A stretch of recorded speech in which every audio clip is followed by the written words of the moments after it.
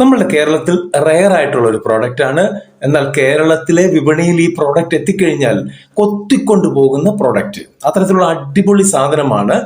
Malayalam YouTube വീഡിയോസിൽ ഇങ്ങനെയുള്ള വീഡിയോകൾ വളരെ റെയർ ആയിട്ടേ കിട്ടുകയുള്ളൂ.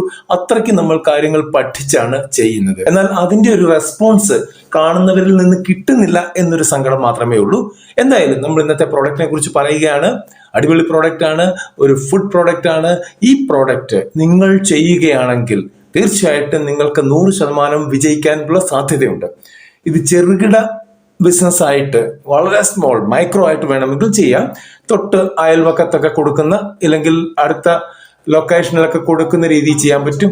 എന്നാൽ കുറച്ചുകൂടെ ബജറ്റിൽ നന്നായിട്ട് ചെയ്യാൻ പറ്റിയാൽ, നല്ല പാക്കിങ്, നല്ല പ്രൊഡക്ഷൻ, ആ രീതിയിൽ നമുക്കൊരു ഏകദേശം ഒരു അറൌണ്ട് 20 to 30 lakhs ഇൻവെസ്റ്റ് ചെയ്യാൻ പറ്റിയ ആളുണ്ടെങ്കിൽ അവർ ചെയ്യുകയാണെങ്കിൽ ഇത് കേരളം മുഴുവൻ വ്യാപിപ്പിക്കുകയും ചെയ്യാം, അവരുടെ കുത്തക ബ്രാൻഡ് ആക്കുകയും ചെയ്യാൻ പറ്റുന്ന ഒരു പ്രോഡക്റ്റ് ആണിത്. എന്തായാലും ആ പ്രോഡക്റ്റിനെ കുറിച്ച് കേൾക്കുക, തീർച്ചയായിട്ടും നിങ്ങൾക്ക് ഇഷ്ടപ്പെടും. ഇങ്ങനെയുള്ള ചെറുകിട ബിസിനസ്സുകളെ കുറിച്ചുള്ള വീഡിയോകളാണ് നമ്മൾ ചെയ്യാറുള്ളത്. ഇന്നും അത് തന്നെയാണ്.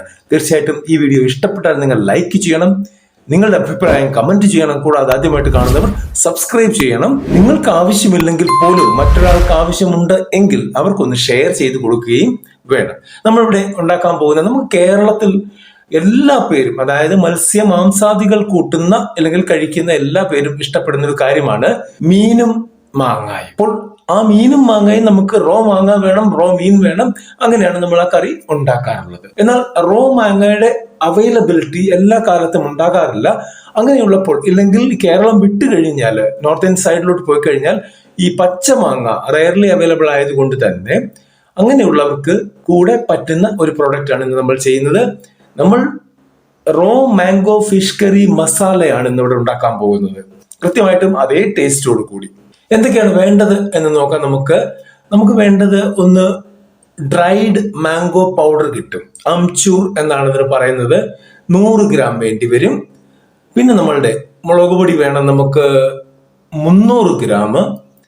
പിന്നെ മഞ്ഞൾപ്പൊടി വേണം നമുക്ക് 50 ഗ്രാം. മല്ലിപ്പൊടി വേണം നമുക്ക് 150 ഗ്രാം. ഉലുവപ്പൊടി വേണം നമുക്ക് 20 ഗ്രാം. കുരുമുളക് പൊടി വേണം നമുക്ക് 50 ഗ്രാം. കറിവേപ്പില, അതായത് ഡ്രൈഡ് കറിവേപ്പിലയാണ് വേണ്ടത്, 50 ഗ്രാം. ജീരകം വേണം നമുക്ക് 50 ഗ്രാം. കടുക് വേണം നമുക്ക് 30 ഗ്രാം.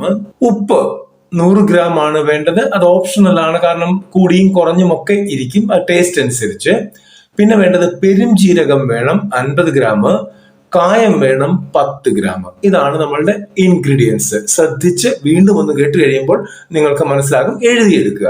ഇനി എന്താണ് ചെയ്യേണ്ടത് എന്ന് നോക്കാം. ആദ്യം ചെയ്യേണ്ടത് നമ്മളുടെ മല്ലി, പെരിഞ്ജീരകം, ജീരകം, കുരുമുളക്, കടുക്, അങ്ങനെ പറഞ്ഞിരിക്കുന്ന എല്ലാ സാധനങ്ങളും, കറി ലീവ്സ്, കറിവേപ്പില, ഈ സാധനങ്ങളെല്ലാം കൂടെ നമ്മൾ ഒന്ന് വറുത്തെടുക്കുക. അതായത് ചട്ടിയിലിട്ട് ചൂടാക്കി കഴിയുമ്പോൾ നല്ലൊരു മണം വരുന്ന, ഒരു മസാലയുടെ മണം വരുന്ന ആ ഒരു ടൈം വരെ ജസ്റ്റ് ഒന്ന് വറുത്തെടുക്കുക. ഒരു 2-3 മിനിറ്റ് മതിയാകും ലോ ഫ്ലെയിമിൽ ഇങ്ങനെ ചെയ്യാനായിട്ട്. ഇത് കരിഞ്ഞു പോകാതിരിക്കാൻ പ്രത്യേകം ശ്രദ്ധിക്കണം. ഈ നമ്മൾ റോസ്റ്റ് ചെയ്ത ഈ സ്പൈസസ് അങ്ങോട്ട് മാറ്റി വെക്കുക. അതൊന്ന് കൂളായിക്കോട്ടെ. കൂളായി കഴിയുമ്പോൾ ഈ റോസ്റ്റ് ചെയ്ത സ്പൈസസ് നമ്മൾ ഗ്രൈൻഡ് ചെയ്യണം. നന്നായിട്ട് പൊടിച്ചെടുക്കുക, ഫൈൻ പൗഡർ ആക്കി എടുക്കണം. ഈ ഫൈൻ പൗഡറിന്റെ കൂടെ ഇനി കമ്പൈൻ ചെയ്യേണ്ടത് നമ്മളുടെ റെഡ് ചില്ലി പൗഡർ, അതായത് മുളക് പൊടി അവിടെ ഇരിപ്പുണ്ട്, നമ്മളുടെ മഞ്ഞൾപ്പൊടി അവിടെ ഇരിപ്പുണ്ട്, അതുപോലെ തന്നെ ആംചൂർ അവിടെ ഇരിപ്പുണ്ട്, അതായത് ഡ്രൈഡ് മാംഗോ പൗഡർ അവിടെ ഇരിപ്പുണ്ട്. ഇതെല്ലാം കൂടെ, അത് കൂടാതെ തന്നെ നമ്മളുടെ ഉപ്പിരിപ്പുണ്ട്, പിന്നെ കായം ഇരിപ്പുണ്ട്. ആ അളവിനനുസരിച്ചുള്ള എല്ലാ സാധനവും കൂടി ഇതിനകത്തേക്ക് ഇട്ട് നന്നായിട്ട് വീണ്ടും ഇളക്കി ബ്ലെൻഡ് ചെയ്ത്, അതായത് ഒരു മെഷീനിൽ തന്നെ ഇല്ലെങ്കിൽ മിക്സിയിലാണെങ്കിലും നല്ല വൃത്തിക്ക് മിക്സ് ചെയ്തെടുക്കുക. അതിനുശേഷം ഇത് നമ്മൾ സ്റ്റോർ ചെയ്യുന്ന ഇടത്തിലേക്ക് മാറ്റാവുന്നതാണ്. അതിന്റെ അരോമ പോകാതിരിക്കാൻ ടൈറ്റ് ആയിട്ട് അടച്ചിരിക്കണം. പ്ലസ് നിങ്ങൾ പാക്ക് ചെയ്യുന്ന സമയത്ത് അതുപോലെ തന്നെ ടൈറ്റ് പാക്കിങ്ങിലായിരിക്കണം ഇത് കൊടുക്കേണ്ടത്. അപ്പോൾ നമ്മളുടെ raw mango fish curry masala ഇവിടെ റെഡി ആയി കഴിഞ്ഞു. ഇത് നിങ്ങൾ ആദ്യം വീട്ടിലൊന്ന് ചെയ്ത് നോക്കുക. ചെയ്തിട്ട് നിങ്ങൾ ഫിഷ് ഉപയോഗിക്കുന്ന വ്യക്തിയാണെങ്കിൽ നിങ്ങളുടെ വീട്ടിലെ ഫിഷിൽ തന്നെ നിങ്ങളൊന്ന് ട്രൈ ചെയ്ത് നോക്കുക. ടേസ്റ്റ് അടിപൊളിയായിരിക്കും.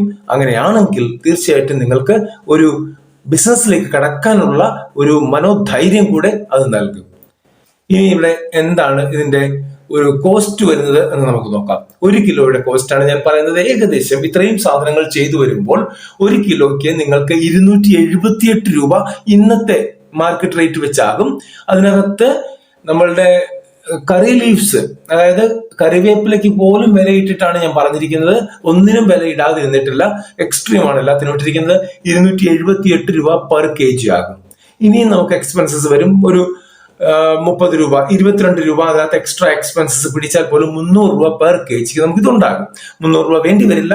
എക്സ്ട്രീം ആണ് പറഞ്ഞത്. ഈ 300 രൂപയ്ക്ക് ഉണ്ടാകുന്ന ഈ പ്രോഡക്റ്റ് നമ്മൾ ഈ 278 എന്ന് തന്നെ പിടിക്കാം. അങ്ങനെയാണെങ്കിൽ നമുക്ക് ഇതിന്റെ സെല്ലിംഗ് പ്രൈസ് എന്ന് പറയുന്നത് നമുക്ക് 500 രൂപ വെക്കാം. പെർ kg ആണ് 500 രൂപ വെക്കാം.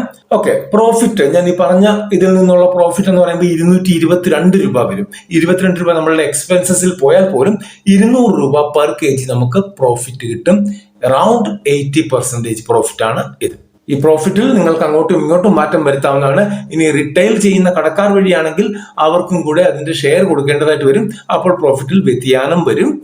എന്നാൽ വോള്യൂം ഓഫ് ബിസിനസ് ആണ് നമ്മൾ ഇവിടെ പ്രതീക്ഷിക്കുന്നതെങ്കിൽ തീർച്ചയായിട്ടും നമുക്ക് ആ വ്യതിയാനം വെച്ചുകൊണ്ട് തന്നെ നല്ല രീതിയിൽ കച്ചവടം ചെയ്യാൻ പറ്റും, നല്ല രീതിയിൽ ക്യാഷ് ഉണ്ടാക്കാൻ പറ്റും. ഇവിടെ ഫുഡിന്റെ ലൈസൻസ് എടുത്തുകൊണ്ടേ ഇത് ചെയ്യാൻ പാടുള്ളൂ. പിന്നെ പാക്കേജിങ് അടിപൊളിയായിരിക്കണം. പിന്നെ അതുപോലെ തന്നെ സർക്കാർ അവകാശപ്പെടുന്ന അല്ലെങ്കിൽ ആവശ്യപ്പെടുന്ന എല്ലാ ലൈസൻസുകളും കാര്യങ്ങളും എടുത്തുകൊണ്ട് മാത്രമേ ഇങ്ങനെയുള്ള പ്രോജക്റ്റുകൾ തുടങ്ങാൻ പാടുള്ളൂ. അടുത്തൊരു വീഡിയോയിൽ കാണുന്നവരെ നന്ദി, നമസ്കാരം.